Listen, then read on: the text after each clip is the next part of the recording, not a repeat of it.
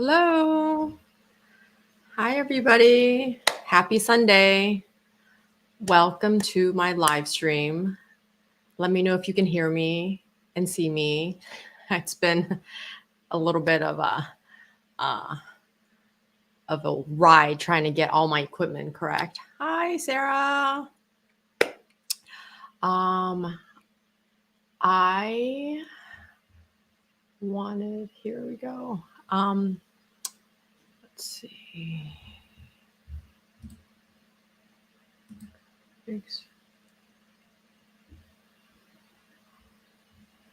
Okay, so today I wanted to catch everybody up on what's been going on. It's been very busy in the law world, in the YouTube law world. We are seeing, oh, hold on one second. Sorry, just trying to get my settings correct.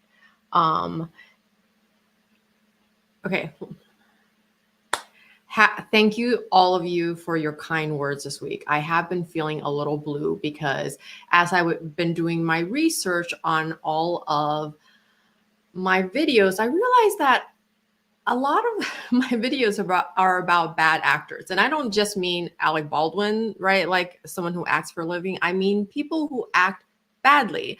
I've been doing research on Tom Girardi this week. And as an attorney, it's really, really so awful when you hear about someone like Tom, who basically is the worst. I mean, he makes us attorneys look really bad. And I used to look up to him. I mean, I love the Aaron Brockovich movie. So to hear that he has been basically stealing from his clients, clients who are really ill or who have families who lost family members, and that he's been stealing money from them for like decades. It just blows my mind, and it makes me sick to my stomach. Hello to all of you who are watching on replay. I know today's tough. It's Super Bowl Sunday. I'm so glad you guys are joining me today because I know most of you are probably at Super Bowl parties, or maybe you're preparing for your own party for guests to come over. Honestly, I do not even know who's playing in the Super Bowl. I mean, sometimes I'll watch it for the commercials and for the halftime show, but I am not a football person. So apologies for those of you who are football fans. Will you guys let me know do I look clear? Do I sound clear to you? Because I've been trying to figure out my equipment all week. And also say hello. Let me know where you're coming in from. I always love to know where you guys are located. I'm actually really trying to stop saying you guys. I've been saying you all a lot because I've been watching the Murdaugh murder trial, and you all, and so my mind is very much in the South right now. Yes, Darlene, that I agree with you. Never meet your heroes, right? Because they always tend to disappoint you. And I am so disappointed in Tom Girardi right now. It's pretty terrible. So what I wanted to do today was I wanted to look at the Alec Baldwin charging documents, right? Finally, the DA of Santa Fe charged him. Remember, she came out in the middle of January and said, we are going to charge him, which was kind of strange that she gave an interview to CNN stating that they were going to charge both Alec Baldwin and Hannah Gutierrez-Reed, but they didn't. And as the month of January was, slowly coming to an end, I thought to myself, well, maybe, remember in our last live stream, we thought, well, maybe, it's possible that, oh, hi, Sarah, you're coming in from Santa Fe as I am talking about Santa Fe. So we thought perhaps, right, the DA of Santa Fe was negotiating maybe a plea bargain with Alec Baldwin or Gutierrez-Reed. But on the 31st, the Santa Fe DA did charge Alec Baldwin and Hannah Gutierrez Reed. And so today I wanted to look at those charging documents. They're pretty interesting as to what they are charging. Hello, everybody. Hello, Super Donut Bao from Singapore. I love Bao.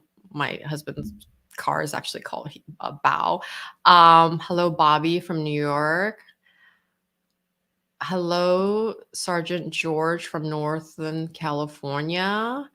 Hello, Lily from Washington State. So nice to see all of you.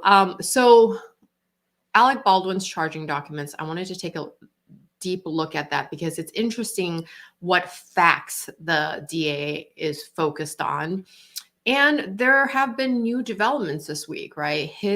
Alec Baldwin's lawyers have filed a motion to take away basically the firearm enhancement of 5-year additional to the 18 months, because they're arguing that that statute was passed actually 7 months after the fatal shooting. Now, potentially, right? Maybe they passed that law in light of Helena Hutchins' fatal shooting on the set of Rust. So we'll take a look at that as well. And also, oh, hello from Ireland. That's amazing. It must be like 9:30. My coach is from Ireland. I adore her. I actually just had lunch with her this week. So hello, Fiona, if you're watching. So Alec Baldwin charging documents, the motion that his attorney has filed. I want to take a look at that. I don't have the motion itself actually, because I wasn't able to find it, but we'll talk about that a little bit.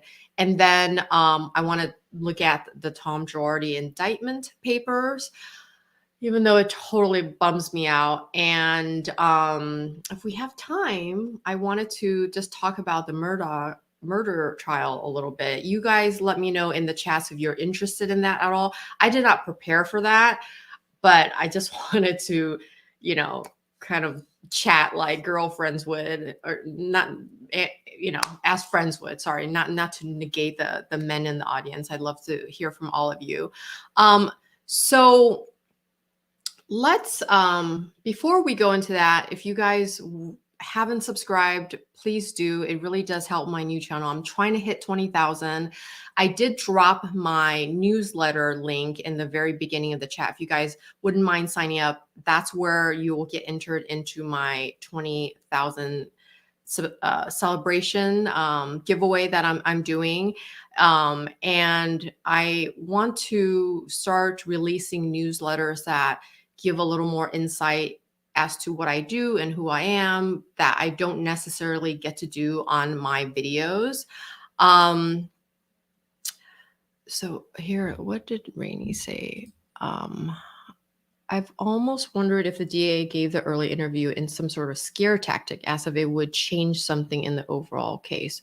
Well, it's interesting because what Alec Baldwin's legal team is arguing is that by stating that Alec Baldwin could be facing, these many years in jail, it's basically tainting the jury pool.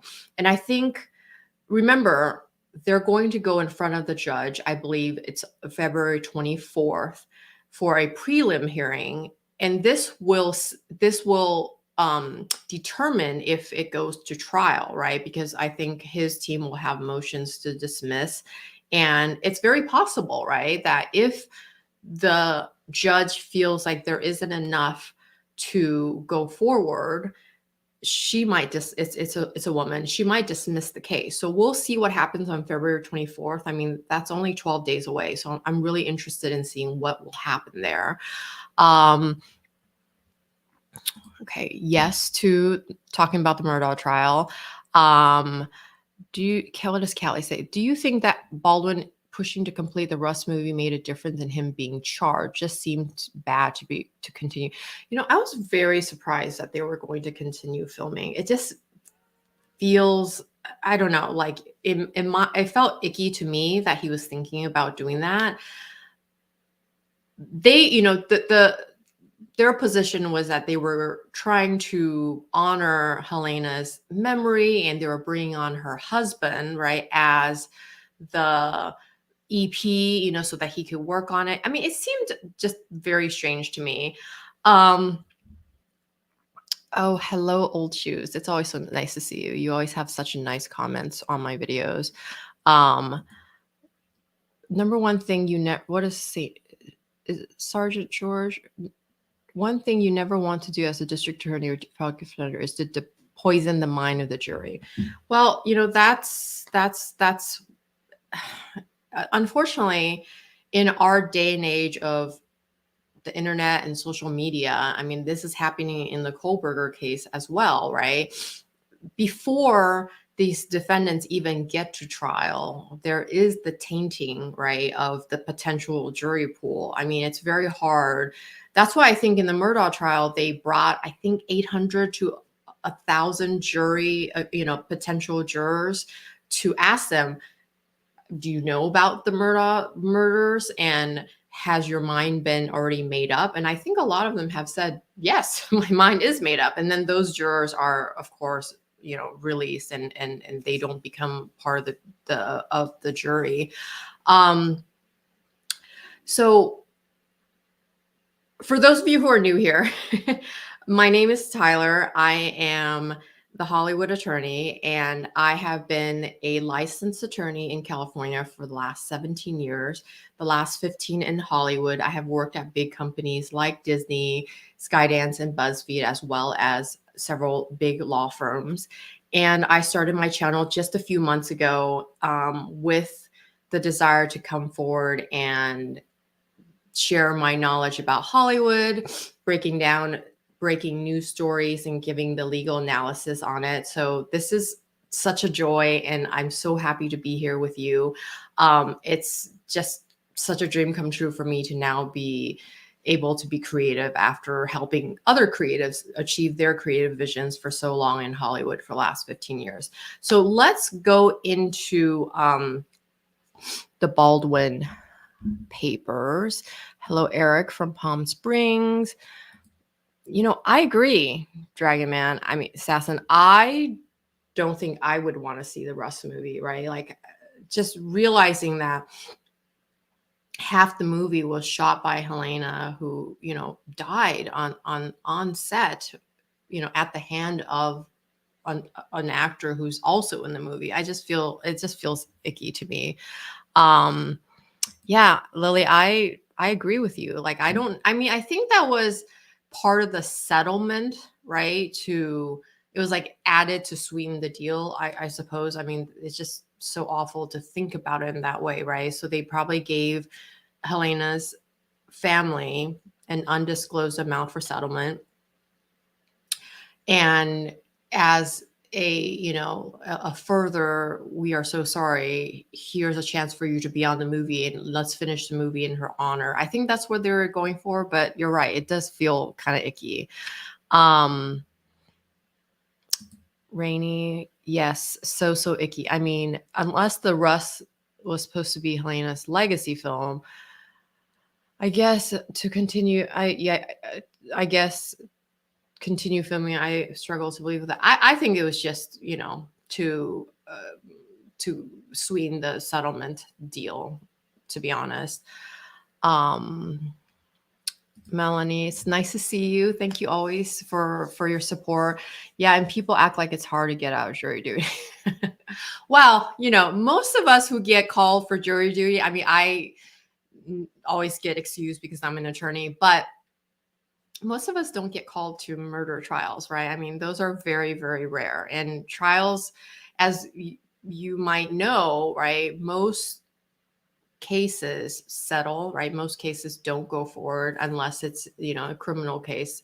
DAs often get, they often get pleas, like David Halls, right, in the Rust. He's the assistant director who took a plea bargain and is wasn't charged. And so that whole situation there just seemed pretty terrible to me, that he doesn't basically have to face any responsibility, because remember, he is one that handed the gun to Alec Baldwin and said that it was a cold gun. Bobby, if the movie isn't complete, investors lose all money. Alec Baldwin continue production as a way for him to try to recoup some money. Perhaps. I mean, I personally think that this might be his last movie that he ever gets to act in, because I don't know. What do you all think? Do you think that he has a future in Hollywood at this point? I mean, it's hard. And all of the interviews and press that he gave after the shooting just paints him in a pretty terrible light. I mean, I if I was his attorney, I would have told him to stop talking. Please stop talking to the press. I don't know why he talked to the press. I think because he thought, I did nothing wrong here. I'm going to keep talking to the police and to the press to prove that I did nothing wrong. But the problem with that is there was an ongoing investigation. So for him to talk to the press and to the police was, I don't think, a great idea. Eric, you asked, how did a live round make its way onto the set? If he has no clue, how is he liable? I think that's always going to be the big question for us, is how did the live ammunition make it on set? It's very interesting because the DA has said, right? She said it's a red herring. They're not focused on that. They're really focused on the negligence of Alec Baldwin and Gutierrez Reed for not checking, right, the gun.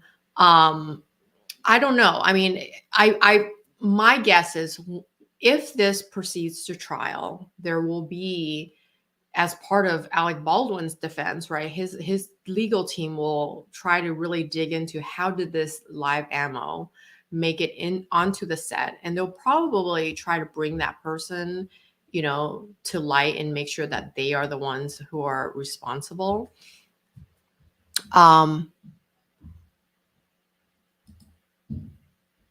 Wait, that's crazy. Sarah, you're a juror on a murder trial? I did not know that. We'll have to talk about that offline. You said you have PTSD from it.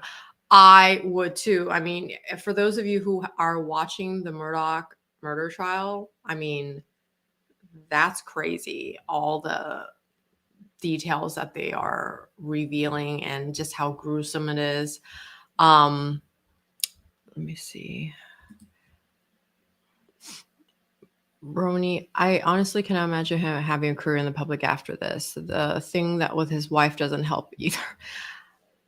I don't know what is the case with Alec Baldwin's wife, but her having a Spanish accent sometimes and not having a Spanish accent. I mean, as I'm doing research on this, I didn't really know much about her before this. I just can't focus on all the news out there, but she's kooky. I mean, I was watching this interview where they stopped off the side of the road. I don't know if you all saw this, but Alec states, what do you guys want to know? And then he's like, well, the sheriff's office has told me that I can't say anything.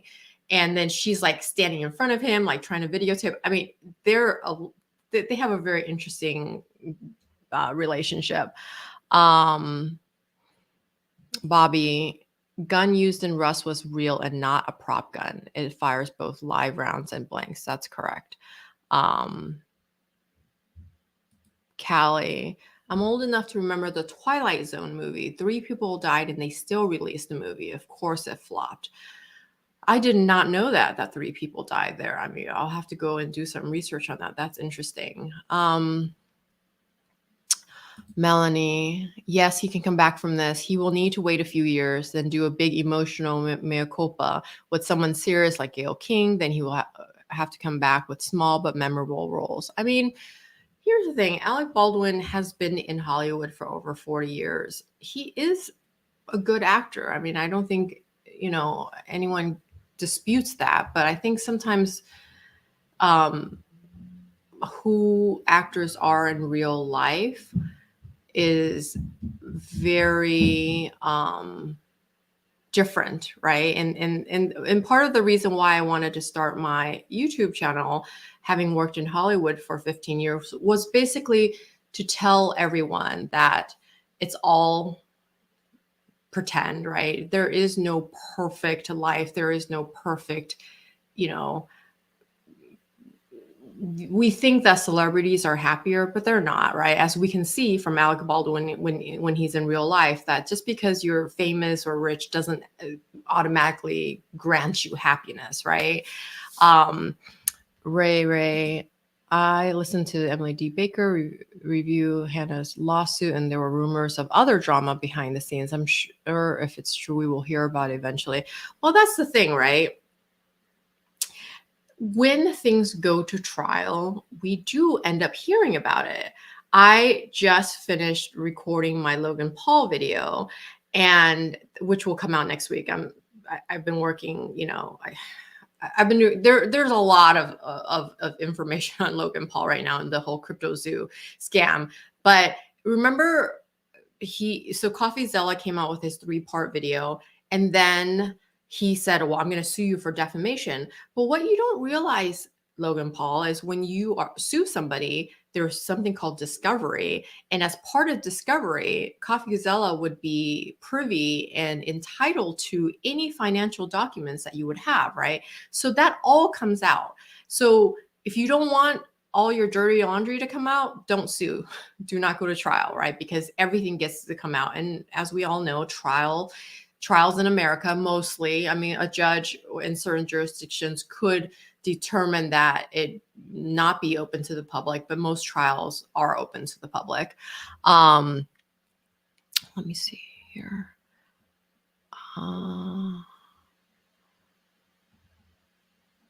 Dragon man. I wonder if he thought he was being superior to the young woman female officers as opposed to a male police officer in his own age group. So he felt free to being interviewed. Maybe. I mean, the problem with those police interviews is everything he has said in those interviews will come in and be used against him in trial. And I don't know if y'all have listened to those interviews, but Alec Baldwin gives very conflicting information, right? Which, when presented, will show him as either not being truthful, not being trustworthy, right? Because at first he said, oh yes, Hannah Gutierrez Reed handed me the gun. And then later on, he changed his story to David Hall's handing him the gun. I mean, to me, layperson, attorney, listening to that interview, I think to myself, well, clearly how can you forget that, right? Like, yes, you might say, well, it was a traumatic time, but would you really forget who handed you the gun? I don't think so, right? Eric, so who made the decision to use real guns and not a prop gun? Well, here's the argument, right, that the prosecution will make, which is the reason why Alec Baldwin is being charged is because he is a producer, and producers have a heightened level of responsibility, right? And not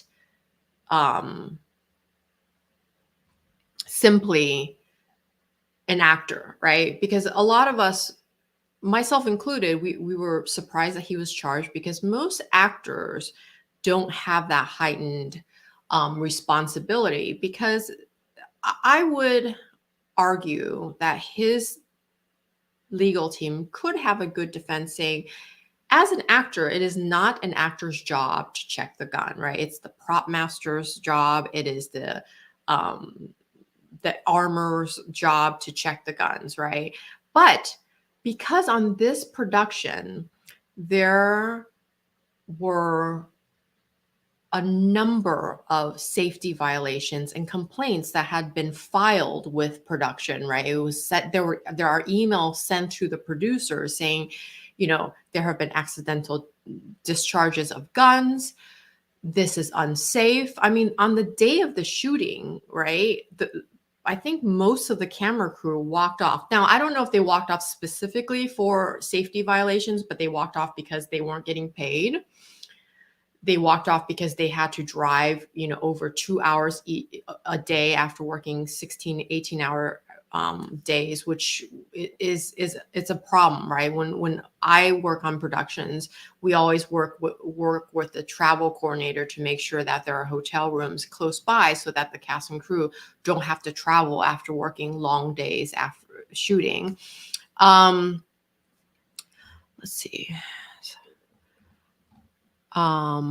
Rainy says blanks also aren't truly blank and are still dangerous if speaks further to the neglect for safety on the set. Well, that is true. Remember on the Brandon Lee, when he was killed on the Crow set, he was shot with a blank. So what happened was, I think the gun wasn't properly clean, so there was something left over. It was like a small, I guess a piece of something that was from the previous scene, and because it wasn't cleaned properly, that small, residue remnant became the projectile that actually killed him. So you don't need real bullets to kill someone. I mean, here there was a real bullet that was a problem. Let's see. Trying to catch all of them. You guys have some really great comments. Oh my goodness. So on the Twilight Zone movie, the star and a 6-year-old and a 7-year-old died in a helicopter stunt accident. Oh my goodness. That's horrible. I did not know that. Ray, is it correct that some people just want to get to discovery phase because all the dirty laundry comes out, and sometimes that's a win, even if the lawsuit is dismissed or dropped? Maybe. I think at the end of the day, people want other people to be held accountable, right? That's why I was really keen on making the Logan Paul video, because here's a man that seems to scam his community and his loyal fans time and time again, and he just keeps getting away with it. But I don't think he's going to get away with it this time, because the Crypto Zoo class action lawsuit that has just been filed in Texas will not just go away. There are those multiple arbitration claims that have been filed in Delaware. So I don't think he's going to just magically get away with this. And with discovery, everything will come out, as to what he did exactly and what he knew. Darlena, hypothetically, if Baldwin wasn't a producer, he wouldn't be charged. Well, here's the thing, right? There are different, as I explained in my last live, there are different types of producers, right? Sometimes actors will get a vanity producer credit just simply for being on in the movie. If they're a really big star, that sometimes happens. But this case, Alec Baldwin didn't just get a vanity producing credit. This was his baby. This was a project that he worked on with the director, Joel Souza. Like from the beginning, he worked on it with Souza during, like, I think the treatment stage. And then he worked on the screenplay with the director. So this is something that, and then Baldwin went and found financing and he helped set it up. So he can't say, oh, I wasn't really a producer here. Now, he might argue, I did not know that I didn't know about the, safety violations. I didn't know that there were issues happening. And that is very possible. I mean, I have worked on productions where the actor, the lead actor is so, he's a big deal that you can't even get any interactions with them unless you go through 3 assistants, right? So is it possible that Alec Baldwin didn't know about the safety violations because the other producers, who were the physical production producers, right, didn't want to let him know about it? It's possible, right? But someone wise told me, I think it might have been my husband, who said, just because you didn't know about it doesn't mean you shouldn't have known about it, right? I mean, these are safety violations that he should have known about. Let me go. If you, well, yeah, I think that has happened, right? Bobby saying if you put a gun blank next to your head and pull the trigger, it will kill you. I believe there might have been, when I was doing my research, I heard about that. That is true. Yes. Yes, see, safety should be the responsibility of everyone with some kind of supervisory role on set, even if it just means responding to safety complaints by escalating the issue.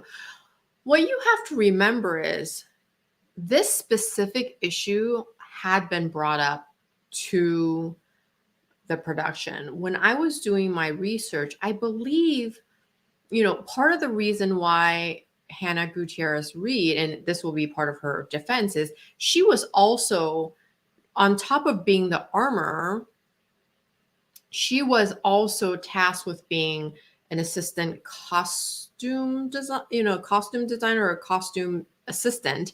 And I believe a few days prior, an assistant in the costume department accidentally discharged one of these guns, right? Not the specific gun, but an identical .45 Colt. It went off because she was being told to carry guns around, and that is not her job. It is not a costume assistant's job to carry guns around. I mean, this production just sounds like every Hollywood attorney's nightmare. Like I like every time I do research and I hear about the facts on this production, I just cringe, because this is just, I think this is an accident that could have been prevented, right? I think had production simply stepped up and listened to the complaints and took inventory of all the guns and the live ammunition, I think this accident could have been prevented. Yes, see, is it normal on productions to have multiple roles for one person? On very low budget productions, it is, maybe. I mean, it shouldn't be, right? I do think on productions, you sometimes, the line producer will have many roles and will just help and, and run and just chip in and just do whatever needs to happen. But as this accident has shown, you should not have different roles, right? I think Gutierrez Reed's defense will be, I was given too many tasks and too many duties to do, right? I wasn't able to properly check the guns because I was also being told to, help the costume department with their duties. So I think that will be her defense. It's definitely not the norm. It shouldn't be the norm. But I think on lower budget productions, it's probably, it happens that people will have various and multiple roles. Ray, does it matter if the scene they were filming wasn't in the script and wasn't in the plan for the day and Hannah was elsewhere doing costume stuff? Well, I think this goes towards her defense, right? She gets to have a defense that, while, this wasn't even in the script, it wasn't in the schedule. I mean, whenever we have productions, we have schedules, and they're called day out of days, right? Those are the days that the actors are supposed to be on set. Like, we are supposed to follow this schedule. Every day there's a new schedule that's released, right? That will state what scenes are being shot that day. And it's possible, right? If this scene wasn't in the schedule, maybe Hannah Gutierrez Reed didn't know that she was supposed to be there. Again, there are a lot of conflicting stories as to what happened leading up to the shooting and why Gutierrez Reed wasn't in the church. I think I had heard that she was outside the church and asking to come in, but she was told not to because David Halls flagged her away to do something else. I don't know. Bobby, the term you're looking for is shit show. Yes, I do try to not curse so much, but yes, thank you. That's exactly what I was looking for. Frank, I really don't believe this is his fault, but he's not gaining any sympathy from me by the way he and his wife are acting. You think they'd shut down their social media? It's very true. I mean, they are not building a good case for themselves by having their social media up, and um, it's very very. It's just not. I wish their PR team and their lawyers were guiding them a little better, but I've shared that I have been on the talent side. Sometimes you can give your clients the best advice in the world, but it's ultimately always up to them at the end of the day if they want to follow it. I bet Alec Baldwin's attorneys are guiding him. I mean, he has a set of talent lawyers that, do his acting deals. He has his litigator. He probably has managers and agents who are trying to guide him, but he's going to decide what he's going to say. And I think that's a problem when you have someone who's very self-centered, perhaps is the word. Lisa, hi, it's nice to see you. Okay, I think I've answered all of the questions so far. So let's turn to Alec Baldwin's charging documents, because I wanted to dive into that a little bit. Let me see. I'm going to try to share my screen. Let me know if you guys can see this. Okay. All right. So this is the statement of probable cause, right? This is what was submitted in order to charge him.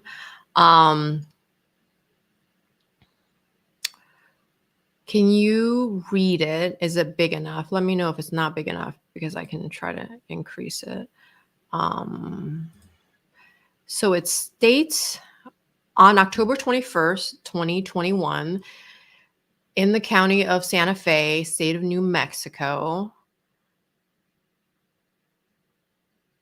a shooting involving a handgun, revolver, or firearm occurred. Oh, so sorry. Let me turn my phone off. I'm very sorry about that. The shooting involved a .45 caliber revolver and occurred on a Western movie set. Occurred that resulted in the death of Helena Hutchins and the serious injury of Joel Souza, who is the director. The shooting involved a .45 caliber revolver and occurred on a Western movie set located in rural Santa Fe County, referred to and known as Bonanza Creek Ranch. So the ranch is very famous. It is a place where a lot of Western films and TV shows go to be filmed, right? And so whenever you have a Western film, that is a location that people go film a lot in. And also, some of you have asked, why is it that the DA seems to be taking such a hard stance against Alec Baldwin here, right? Because there have been accidents in the past where, actors are not charged. But what people have to realize is in New Mexico, a lot of productions go into New Mexico. In fact, I've had the last few films I've worked on, I think 2 of them filmed in New Mexico, because New Mexico has really, really great tax incentives. So the Santa Fe DA is trying to send a message to Hollywood, to production companies, that you can't come to Santa Fe, you can't come to New Mexico and, run a half-ass show, basically, and allow our residents, right? Because the reason why states have great tax incentives is because they want productions to go there and hire their residents, right? I like ranch with wings. I do too. Okay, so let's see. On this date, being filmed and or rehearsed at this location was a film at the time named referred to as Russ. Through interviews, statements, and evidence, it was learned that the defendant, Alec Baldwin, hereinafter Baldwin, was the lead actor in the film. Through these interviews, statements, and physical evidence, it was learned that Baldwin was involved in and named as a primary producer on the film. Remember, I said he is a primary producer and not just a vanity producer, that sometimes actors are. Through these same statements, interviews, and evidence, it was determined that after lunch on October 21st, 2021, the crew, production staff, camera crew, and actors were preparing for a scene set in the church. This was not an established rehearsal, nor had filming commenced. At this point, Baldwin was seated in what is referred to and appears to be a church on the movie set. Baldwin was in possession of a .45 long Colt caliber revolver type firearm, one of a type and kind often used and or seen in or on Western genre type films and or sets. The firearm is a single action revolver handgun, which requires the cocking of the exposed hammer, which then rotates the cylinder, and then the pressing of the trigger is required to fire the weapon. Now, I think it's interesting they go into that type of detail about the trigger, right? Because Alec Baldwin's recollection, right, or at least his retelling, is that he did not pull the trigger. And after the gun was taken by law enforcement, it went to the FBI, and it was, I think, a lot of tests were done on the revolver in the Quantico labs, and they determined through many tries that it was impossible for the gun to have gone off without the trigger, right? And in my research, I found out, because I don't really know much about guns, is this specific gun had a very light trigger, so that it's possible that it went off and, Alec Baldwin didn't even remember. Now, there are many photos of Alec Baldwin, doing rehearsal draws from, I think, maybe earlier in the day, where when he pulls it out, I mean, you see his hand on the trigger. And apparently that's one of the things that you're not supposed to do. I think that's just like gun rule 101, from what I've researched, is, the 3 rules are: you're not supposed to point the gun at anyone, you're not supposed to have your hand on the trigger, and you should always check the gun. That's that. And this is the Santa Fe DA's point, right? Had any of the 3 people who should have checked the gun, had they checked the gun, Helena would be alive today, right? And that's the argument they're going to make about Alec Baldwin and Gutierrez Reed, is that their negligence in not having checked the gun was a direct correlation and what led to Helena's death. Let me just check some of these comments here. Rainy, our film industry, because you're in Santa Fe, right? Our film industry is crazy here in New Mexico. We have Netflix, Nickelodeon, and I believe Paramount is also here, and coming in with rumors of Disney too. Oh, that's interesting. I didn't know this. John Landis was the director of Twilight Zone. He was charged. I'll have to go do some research on that, because I didn't know about the Twilight Zone, what happened on the set there. Paul, when the film crew walked off the set of the production that day, filming should have stopped. Then hours later, a tragedy happens. Baldwin, as producer, is at fault too. Too many red flags concerning safety. I think that's totally true, right? They had notice, right? In law, we always ask, like, has somebody been given notice, right? Like, did they know that this was happening? And when you have notice, it's harder to claim, well, I didn't know this was the case. I didn't know that this was happening.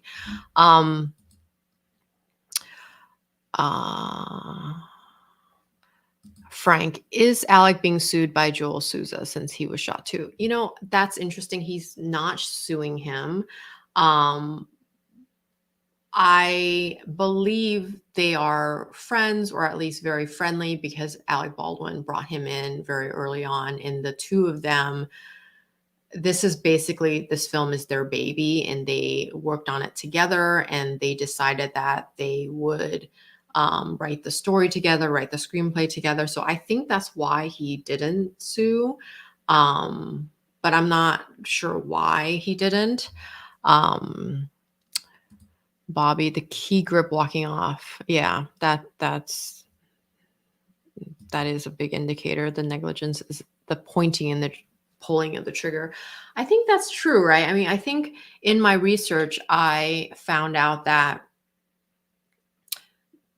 the gun didn't need to go off for this specific scene. So it's very unusual. It's very, very strange that the gun did go off, right? And Baldwin is claiming that he didn't pull the trigger. The FBI labs are stating there's no way the gun could have gone off without the trigger being pulled, just the way that this gun is designed. Let me go back to the charging documents. Okay. In front of Baldwin, hold on, sorry. Let's see.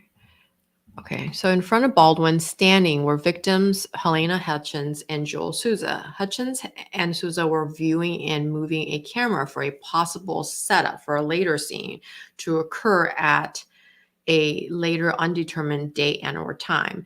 Through these statements, interviews, and physical evidence, it was learned that Helena Hutchins was the director of photography for the film and Joel Souza was a director-writer for the film.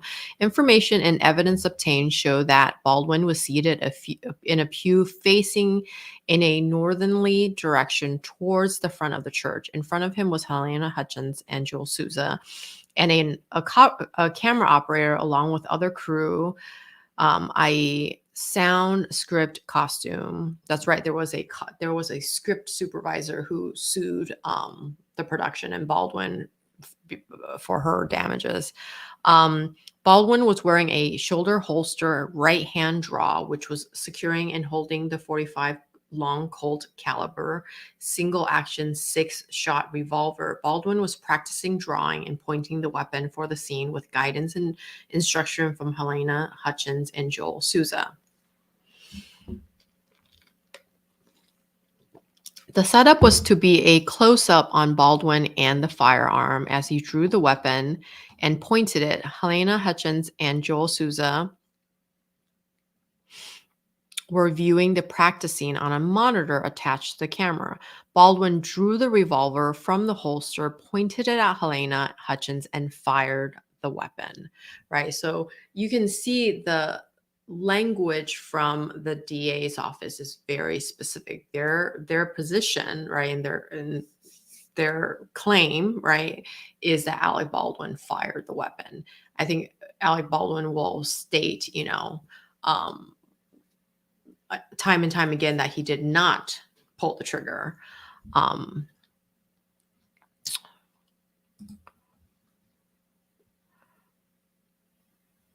me just check the comments real quick.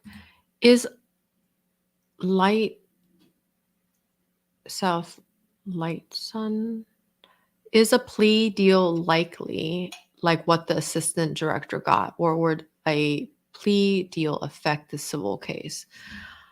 Well, here's the issue with the plea deal, right?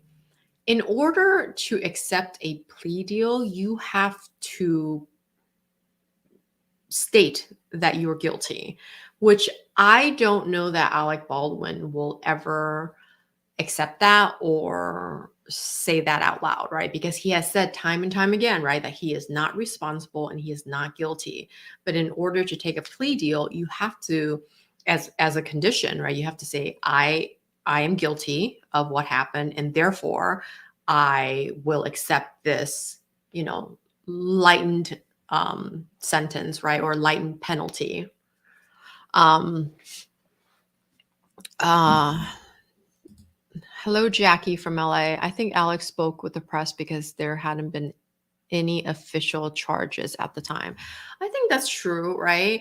But his lawyers would have told him that it's an ongoing investigation. I think the Santa Fe, Sheriff's Department, I think the DA had indicated that it was an ongoing investigation. So the problem with stating too many facts or so-called facts to the public is that then those interviews become evidence to be used against you in trial. This Danny, hi. Nice to see you. I am really happy to see you all. I know it's Super Bowl Sunday, so a lot of people are probably at parties and whatnot. Heather, why would actors be able to use "not my job to understand guns" as an excuse for an accident? Average people involved in gun accidents aren't afforded that excuse. I think that's a really great point, right? Because you're right? If you're just a normal human and you're involved in a gun accident, you would be held responsible. And I will say, George Clooney and Michael Shannon, both, very, very prominent actors, have come out and basically, they basically have said, like, it's not our jobs technically, but it is our job. Like, you as the actor should, one, check the gun yourself, or two, have the prop master show it to you, right? I think both actors have stated that what they do is they always have the prop master open up the gun and show them the gun before the scene to make sure that it's been cleared and verify that it doesn't have, live ammunition or anything that would cause harm to another person. That is their position, is that Alec Baldwin should have checked, right? I know SAG has come out and stated that it is not an actor's job, but I would hazard to say, and this is why the DA in Santa Fe feels that their position is solid. And they even stated, she stated in her interview that they, with CNN at the middle of January, that they spoke to a lot of very prominent actors to ask them what is their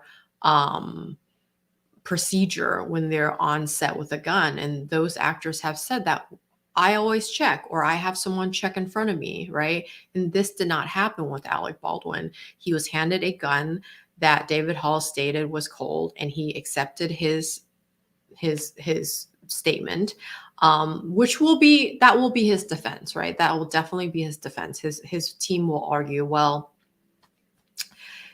it wasn't my job. It wasn't Alec Baldwin's job to do that.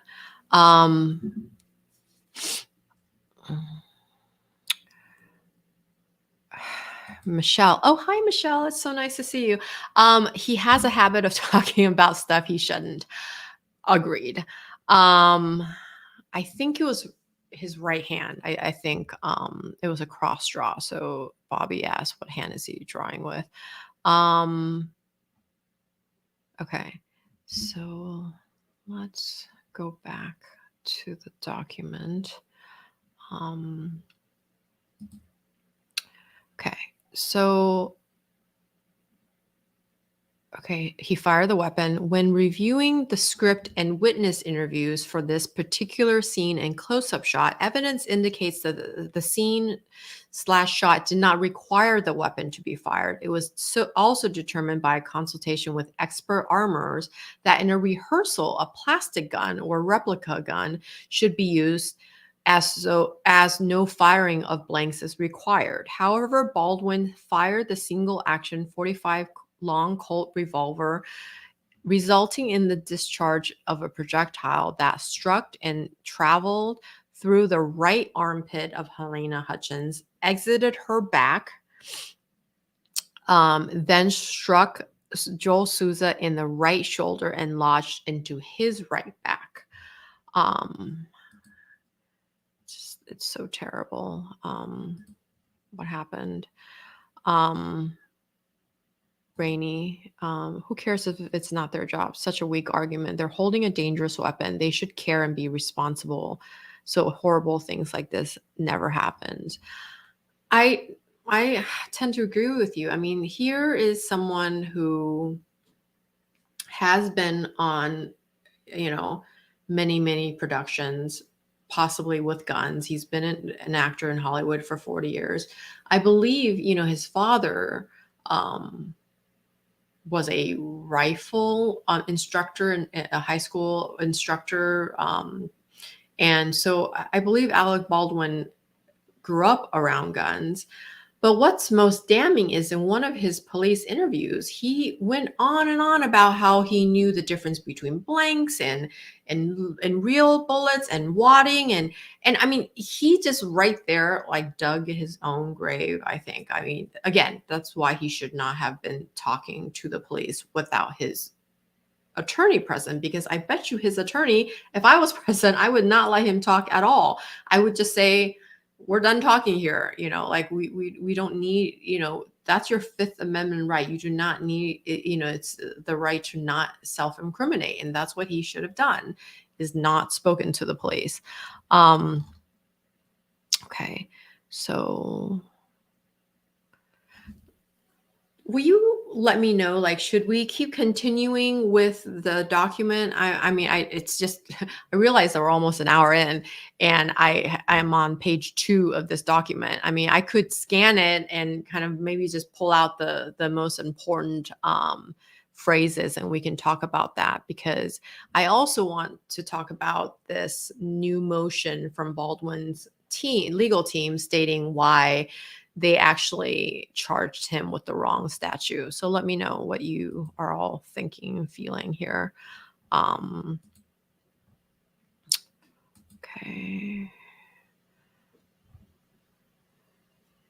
Okay, let me see. At approximately 1:48 p.m., the shooting was reported to the Santa Fe County Regional Emergency Communications Center via 911. This resulted in the response of fire, emergency, medical, and Santa Fe County's Sheriff's Office personnel.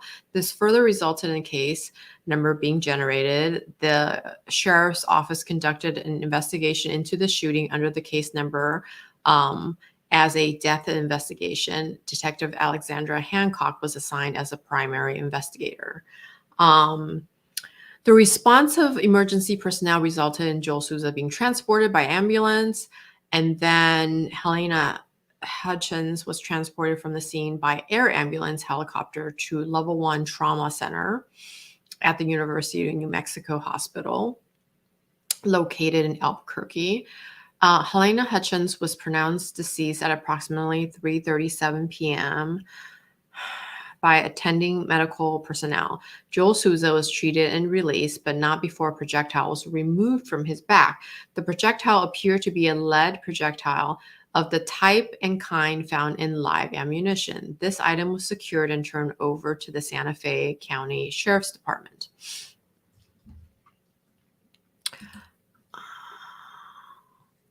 Let's see. Danny, is it possible for Baldwin to serve time? I never understood why they never use fake guns after the death of Brandon Lee. How tech is now that they can fake everything. I don't know. I mean, it's possible he might serve some time. Probably not a lot. I mean, especially with this argument. I think the motion that they just filed is probably going to hold up muster, because you can't retroactively apply a statute, right? Because what Baldwin's legal team is stating is the statute that he was charged with was not in place when the shooting happened, right? This kind of more broader law that has a stricter sentence was passed after Helena's shooting. And I think it was probably passed because of her shooting. And you know what? A lot of productions nowadays do not use real guns, right? They either use fake guns. I mean, there are actors who have come out because of this shooting who have stated that they will never use a real gun. You can add a gun in with CGI after the fact, and I think a lot of productions actually use that. So that's a good point, Danny.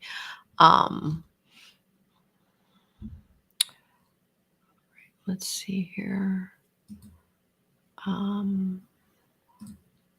Okay, so maybe I won't read through all of this, and I'll just kind of scan it and kind of pull out the important information. There's no evidence that the bullet ricocheted struck any object or person before striking Helena Hutchins. So that statement right there is to prove that it's not that Alec Baldwin like shot somewhere else and the bullet ricocheted and then hit her. I think that would be a defense, right? That they're trying to debunk right beforehand, or take away that defense from them, right? Because they're stating that the gun was pointed at Helena and it was fired at her and not away from her. So the Office of the Medical Examiner listed Helena Hutchins' cause of death as gunshot wound of the chest after conducting an autopsy the day after the shooting. The additional information and evidence is provided in further support of probable cause that of the crimes that have been committed by Baldwin, right? So here is further information as to what happened. And I'm not going to read all of this, but I did want to highlight this part. This part was interesting, right? Because Reed in a deposition stated that Alec Baldwin had very limited training on the cross draw that was required for the scene on the 21st, and limited training in firearms and how to check his own firearm as to whether it was unloaded or loaded, in which Reed felt it was very important in his role as Rust. As Rust. Oh, maybe his name is Rust.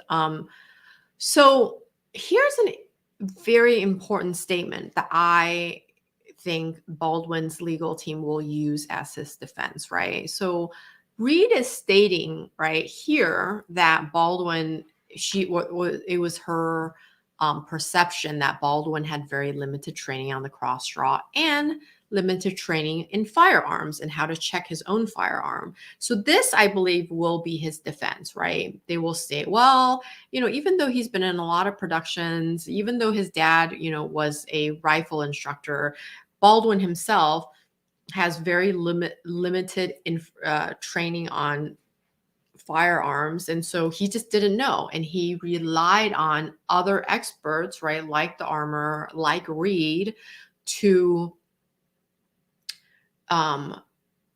do their job, right? To do her job. And so I think this will be a very important point for his defense, that Reed made this statement in her deposition, right?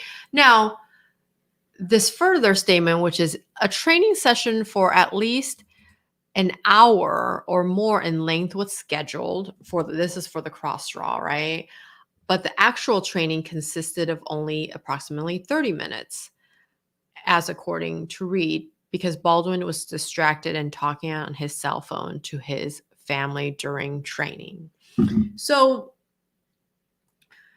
the prosecution will state, right, that Baldwin should have paid attention to his training, that potentially if he had been given, if he had received the proper training about the cross draw, maybe this accident wouldn't have happened. But as Reed stated, he was distracted and he was talking to his family, and he didn't complete the full hour training that was scheduled for him.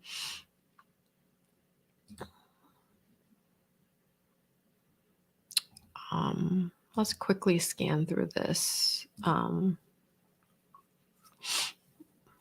My apologies. I have bad allergies today. So Baldwin approached responding deputies on the day of the shooting, wanting to talk to them because he was the one who fired the gun. He was referred to and later interviewed by detectives. Baldwin later asserted that he never fired the revolver and that it had just gone off. Baldwin made this assertion public as well in multiple media interviews conducted after the shooting. Many media interviews and law enforcement interviews were conducted by Baldwin, and he displayed very inconsistent accounts of what happened during the incident when firing the gun that killed Hutchins, right? Like I said earlier, he just seems to have very different stories as to what happened. Photo and video evidence from inside the church on the day of the shooting shows some of the rehearsal up to and including moments before the shooting.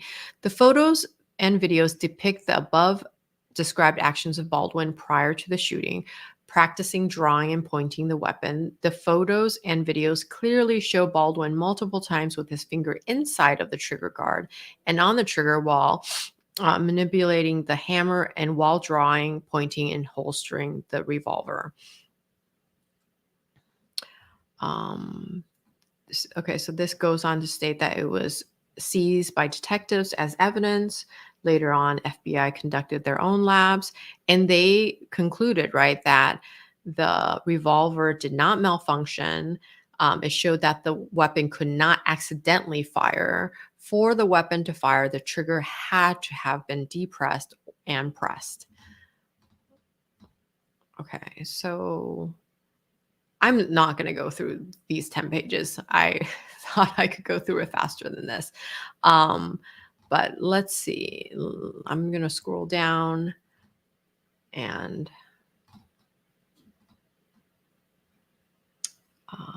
so hold on. Let me look at the comments real quick.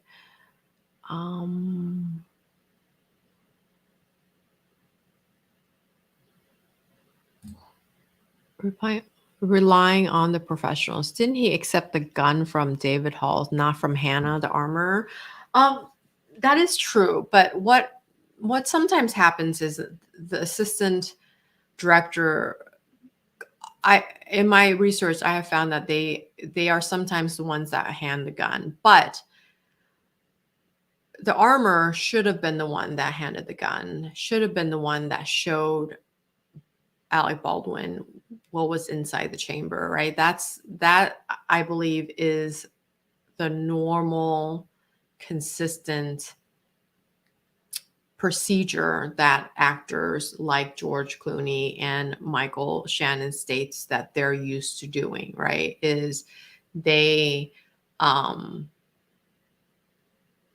to check the gun. The armor shows them the gun and they check the gun, and they didn't check the gun. Yes, David Halls took a plea bargain, right? He is the one who really should have checked the gun, right? And he didn't check the gun. So let's see here. Let me know in the chat.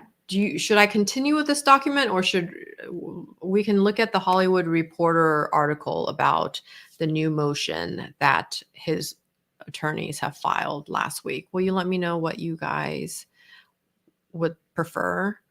And I know that it's almost time for the Super Bowl, so we'll probably wrap up. I don't know if I'm going to get to Tom Girardi today, but let me know what you guys are thinking.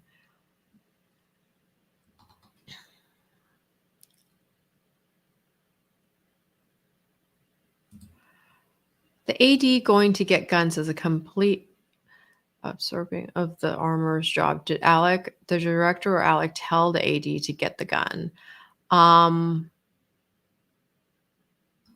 I think from what I've heard, right, David Hall worked on the prior production with this production company.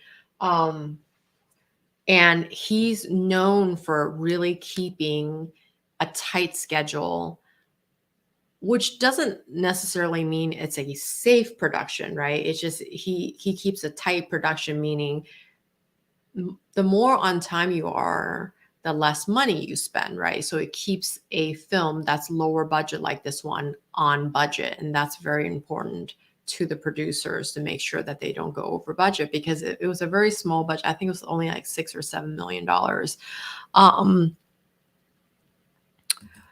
Rainey, is there any legal recourse against Hannah for accepting other jobs? I can't get past the fact that she was in costume. You know, I don't think she had.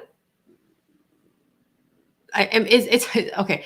Let's be clear. It's not like she was being offered a separate job with more money. I think this was something that was put upon her, that, oh, the costume department doesn't have enough personnel, so I need you to also do this work. I think that's what happened, is that sometimes on productions, you listen to directions from the line producer or from the producer directly. And if they say to you, we also need you to do this, I think you just do that.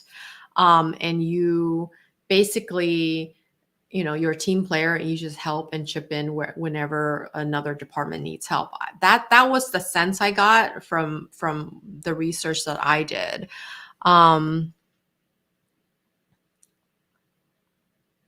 Okay, so let's scan through a little more on this document and see if I see anything else that kind of pops out at me, and then we can move to the new motion.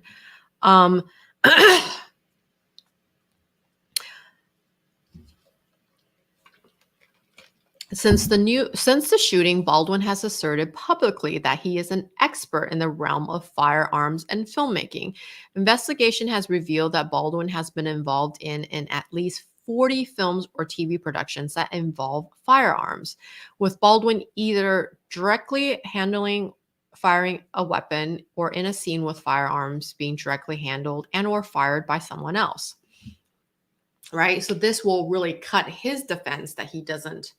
Well, I guess if Baldwin tries to point to Reed's deposition where she states he doesn't seem like he understands firearms or has any expertise, all of his interviews afterwards that states his expertise in firearms will really hurt him. And honestly, I don't know why he would go give these interviews stating that he was an expert in firearms, right?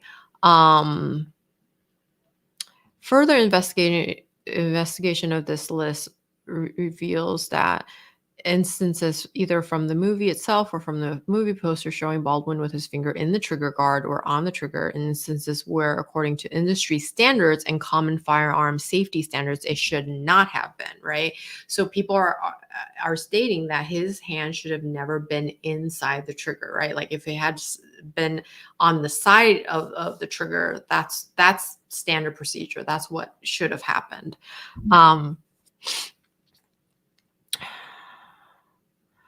Evidence shows Baldwin failed to appear for mandatory firearm training and firearms safety training prior to filming. It also shows that Baldwin requested and was afforded a training session on set, and even those statements, the training was estimated to be 30 minutes in length due to the distraction of him talking to his family.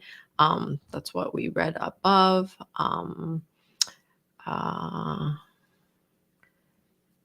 So basic firearm safety protocol and standard industry standards are provided during this training, which includes basic, including but not limited to not touching or pressing the trigger until the shooter is ready to fire and is sure of his or her target, treating all firearms as if they are loaded, right? This is what a lot of gun experts have come out and said. That people should always do that. And not covering anything with the muzzle of a firearm the shooter is not willing to destroy. The evidence clearly indicates that Baldwin recklessly ignored these rules on multiple occasions, resulting in the fatal shooting, right?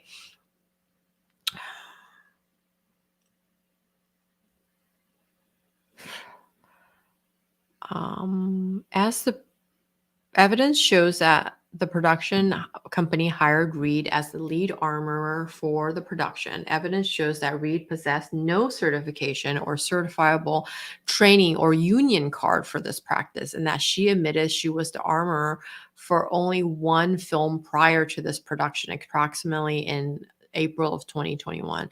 Remember, Reed's dad is a very, very famous armorer in Hollywood. And so it potentially, she got this job because of her dad's reputation, right? But she's very young. She has only been the armorer in one prior film. This is, from what I understood, a very firearm heavy film. So it definitely, you know, I would hazard to guess she was probably cheaper to hire than a very seasoned armorer, and maybe that's why she was hired. There definitely seems to be evidence that this was a production that was trying to save money and cutting corners, perhaps. As the producer of a firearm intense film, evidence shows that Baldwin allowed, through acts or omissions, the hiring of inexperienced and unqualified Reed for this production, failed to mitigate or establish more precautions to protect against Reed's inexperience, or failed to demand the minimum safety standards, protocols, and requirement on set. Just check. Michelle, I'd like to know the new information as well. I like hearing the actual motion as well. Momi, very true. No one has a single job anymore. You go where you are needed. That's definitely true. And I think most jobs everywhere, but on a production, I think it is very true. You kind of just hop from, place to place whenever someone needs help.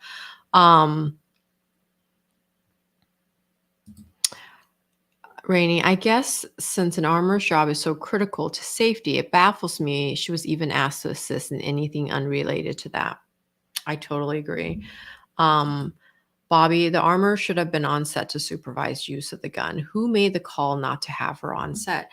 That, I think, will be a very, very important point during the trial. It certainly will go to Gutierrez Reed's defense, right? I think there is evidence or in the interviews that she asked to be in the church. She was told and stopped, at the door of their church to not go in, right? And the question will be, who made that decision to not have her in there? I think that will be probably a good defense for her. Wow, did not realize she was so green in her career. Wouldn't be surprised if they took advantage of that, and that's why they had her do more. Probably. I mean, look, when you're young, and unfortunately a woman, you tend to have a harder time saying no. And so, especially in Hollywood, I'm sorry to say it, but I work in Hollywood and I know how it works. And sometimes it's hard to say no.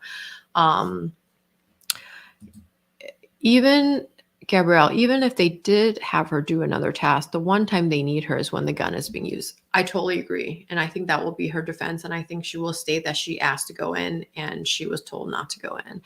I think we're kind of like, we're at least halfway through this document. Let's see. Oh, this is where I read about this charge. So evidence shows that Sarah Zachary was hired as the prop master for the production. It also shows that she was assigned to assist Reed with her armoring duties. Evidence and statements show that. So prop master is different than an armor, right? So a prop master is in charge of all props, right? So it could be, like if you need cups or different things that are not firearm related, that's what a prop master does. Evidence and statements show that Sarah Zachary possessed little to no experience with firearms, firearm safety, armor duties, and responsibilities. It also shows that Sarah Zachary was assigned to allow to load and unload ammunition in the firearms, handle firearms, and act as an armorer when on set with actors, doubles taking possession of the firearms. right? So this is where, oh, this is, okay, I'm going to skip ahead because this is where I read earlier about the discharge. Prior to the shooting incident, Sarah Zachary had a negligent discharge while handling a revolver intended to be used by an actor in the filming. This weapon was not Baldwin's weapon, but had similar or same mechanical functions and appearance, single action revolver, and was intended for the use of the marshals. Statements show that Sarah Zachary was holding and manipulating the weapon while walking, and she discharged a blank cartridge into the ground next to her foot.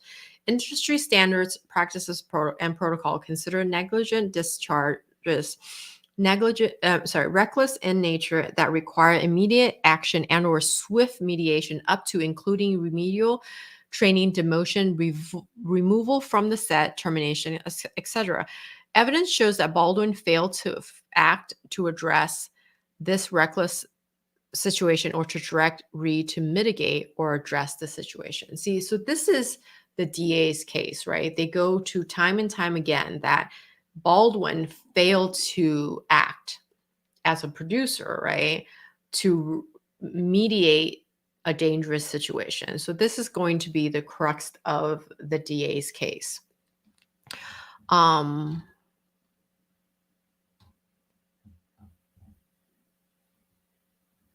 So, and also prior to the shooting incident, another negligent discharge was committed by a stunt double as he was handling a lever action period rifle loaded and left unattended with the stunt performer while in a holding tent. Baldwin also failed to act as the evidence shows to address this reckless situation or to direct Reed to mitigate or address the negligent discharge.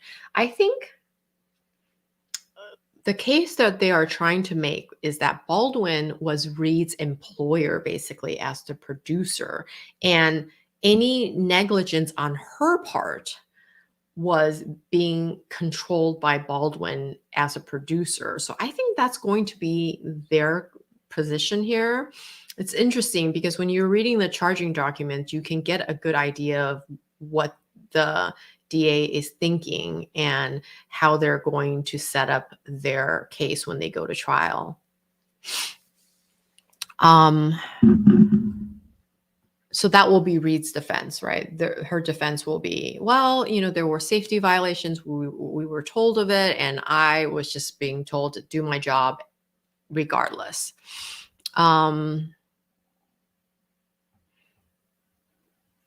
Through evidence and interviews, these reckless and serious safety violations were deemed negligent by the investigation as there were no indications or evidence that the firearms in question malfunctioned at any time. Rather, there is evidence that weapons fired because of mishandling and misuse by those handling the firearms, i.e. pressing the trigger when it should not have been.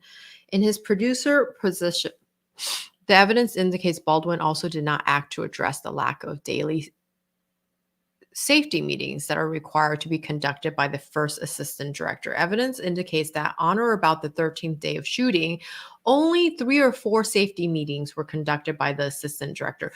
And I believe the assistant director here is David Halls. It's interesting they don't name him. I don't know if there's another assistant director. Practice and standards investigated indicate that a daily safety meeting should be conducted with the crew regardless of the scenes for the day's shoot. And this is totally true. I recently worked on a production. We had an incident and I asked if there were daily safety meetings taking place, and the line producer confirmed that there were. The lack of meetings and the lack of appropriate content of said meetings resulted in a climate of recklessness as evidenced by the conduct of the cast and crew, documented through statements and evidence. In addition, no safety meeting was conducted on the day of the incident. Safety meetings were supposed to be listed on the call sheet daily, but were not. So there are call sheets that are released every day that state, what scenes will be shot, what actors will be called. Meetings were called randomly throughout the day with no mandatory attendance required. These meetings were impromptu. These meetings should, pursuant to standard protocols, be conducted in the morning prior to the beginning of the day, where all members of the cast and crew should be required to attend. So what we're seeing is this was not a well-run production. Let me check comments really quickly.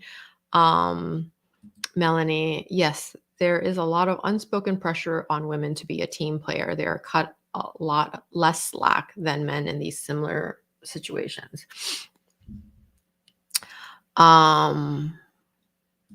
That is true, Bobby. She did not that would be her defense, right? Is that she was not in charge of the chain of custody of this weapon, and she should have been the one to hand the gun to Alec Baldwin. And if she wasn't, then it can't be her responsibility, right? I would hazard to argue that it's really David Hall's responsibility. He should have checked the gun. Rainey, I haven't heard about these other accidental discharges. The shit show just gets worse and worse. Agreed. Michelle, mom, I wonder if Alec has a history of unsafe behavior or letting there be unsafe behavior on set as a producer in the past. I don't know. Maybe. I find her to be a more sympathetic defendant than Baldwin. Maybe. I think from what I'm hearing, she argued that Baldwin needed training. She argued that she should have been, in the church that day, and for some reason she wasn't. Alpha males bullying young women. I'm just gonna leave it there.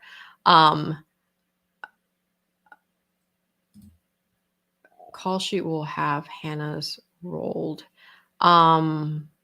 Well, I think if you're trying to say, will it have stated where she should have been? Yes. But a lot of times on productions, it's very fluid. It's you go by, what your boss says, and I think her boss here would have been the assistant director or the director. And I think if David Halls told her to not go into the church that day, she wouldn't have fought him on it. Okay, let's go see. Let's see if I can quickly scan through this document.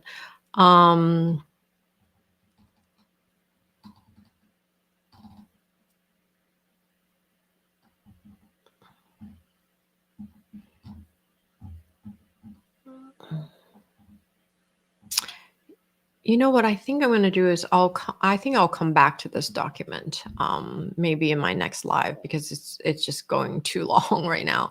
But let's stop that and see if I can.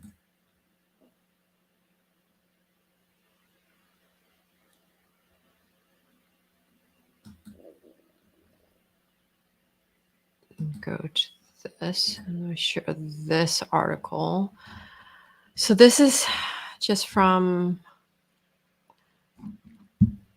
a couple days ago. This was Friday. Alec Baldwin disputes New Mexico prosecutors' addition of gun enhancement charge, right? Following the fatal shooting, New Mexico lawmakers lowered the standards to apply the added penalty and increased potential prison time from 3 years to 5 years. Baldwin's lawyers say the inclusion of the firearm enhancement is an unconstitutional and elementary legal error.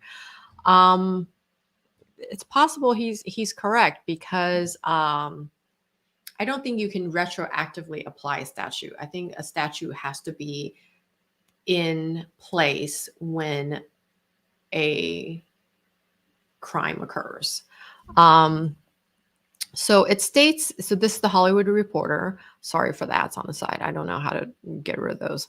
Alec Baldwin is arguing, New Mexico prosecutors are unconstitutionally charging him with violating a statute that didn't exist at the time of the Rush shooting, right? The actor and producer of the low-budget Western faces up to 6.5 years in prison under a recently amended firearm enhancement statute. But that enhancement was enacted 7 months after the fatal shooting. And I bet you the statute was probably passed because of Helena Hutchins' killing. The change lowered the standard to apply the added penalty and increased the potential prison time from 3 years to 5 years. In a motion to dismiss the charge filed on Friday, Baldwin's lawyers say that the prosecution committed an elementary legal error.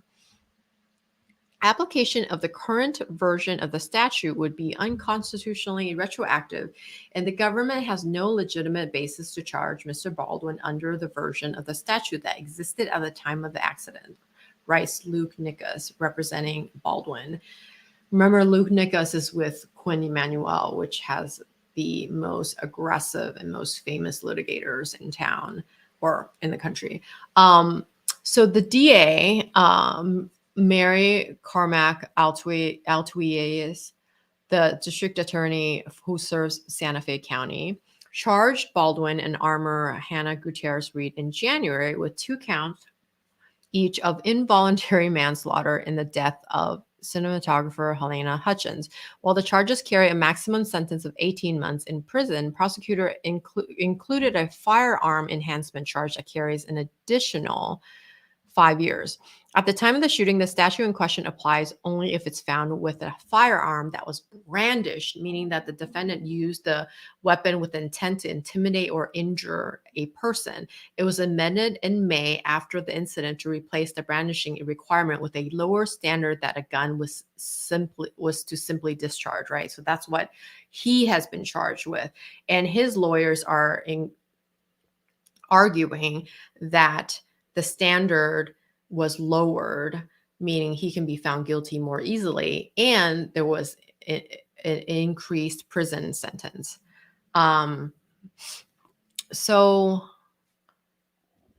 if the statute weren't amended, Baldwin says there would be no basis to charge him with the version of the enhancement that existed at the time of the shooting. While he is accused of acting with reckless disregard of safety, he stresses that prosecutors don't argue he acted with the intent to intimidate or injure others. So that's the point, right? Is that the older statute states that he needed to act with intent to intimidate or injure others.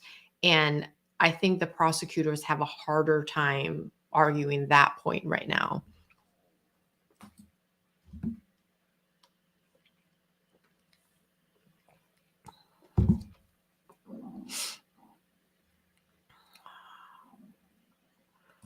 Michelle's mom, you're saying if they didn't let her be there, she has little responsibility, in my opinion.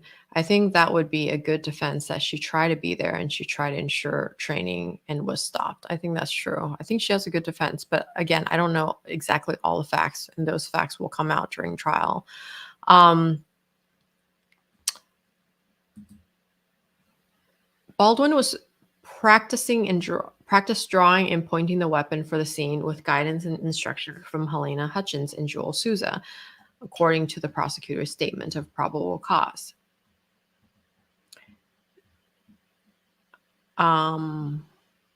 These allegations make clear that the tragic death of Miss Hutchins was an accident that occurred while Mr. Baldwin was practicing a scene, and that he did not act with intent to intimidate or injure another person. So this is their motion to dismiss this,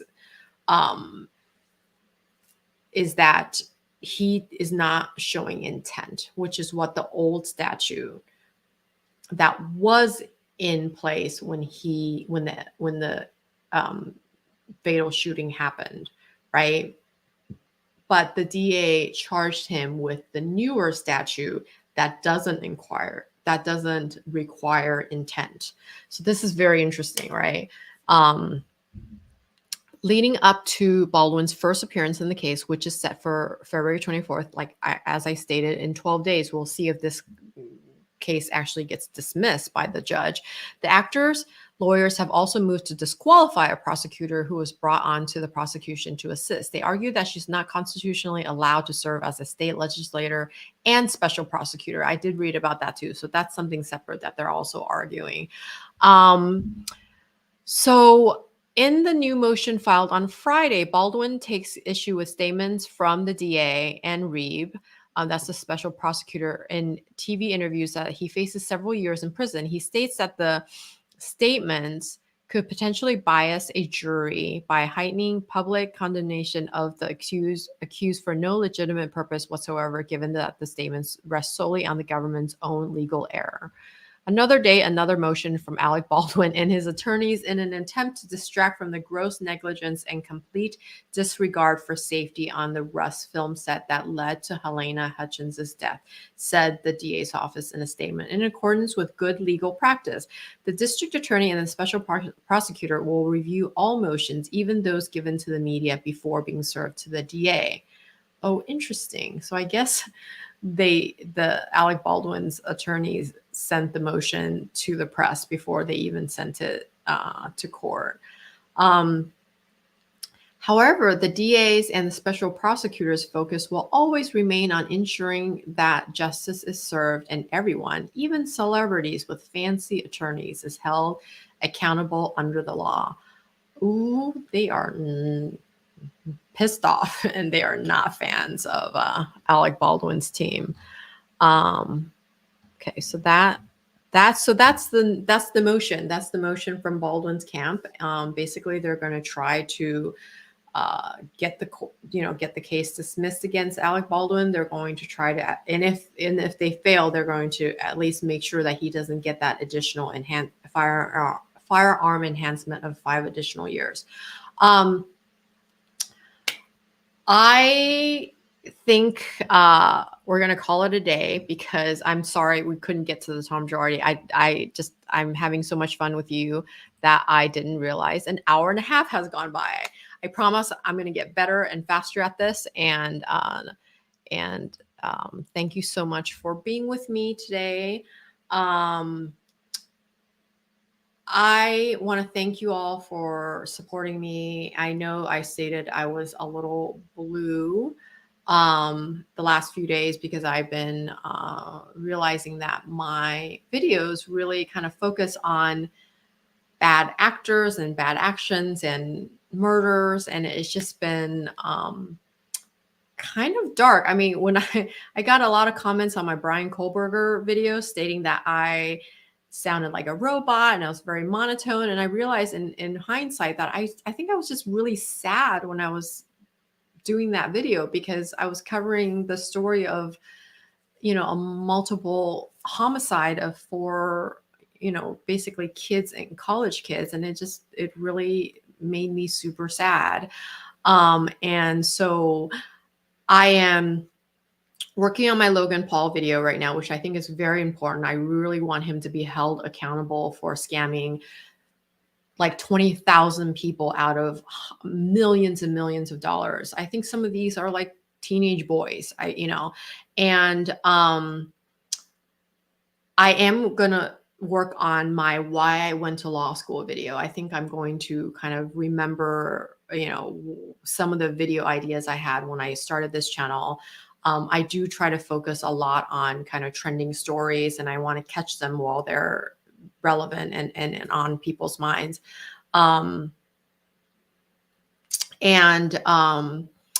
Hey, Smalls, it's good to see you.